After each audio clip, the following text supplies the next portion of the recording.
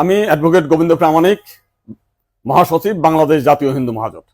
গতকাল বিকালে শেখ হাসিনার পদত্যাগের পরে এদেশের হিন্দু সম্প্রদায় মনে করেছিল যে তাদের উপর বিশাল একটা হামলা, লুটপাট, অগ্নিসংযোগের ঘটনা ঘটবে।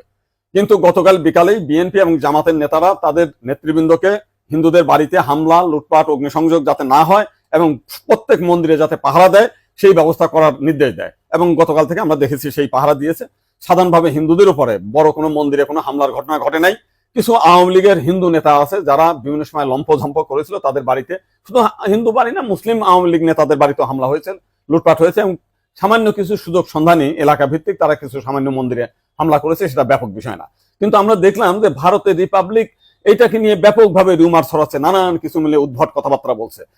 এবং আজকে দেখলাম শেখ হাসিনার নিয়ে তারা কাহিনী তৈরি করছে, বঙ্গবন্ধুর স্ট্যাচু ভাঙছে, সেটা নিয়ে তারা খুব দুঃখে সাগরে ভাসছে।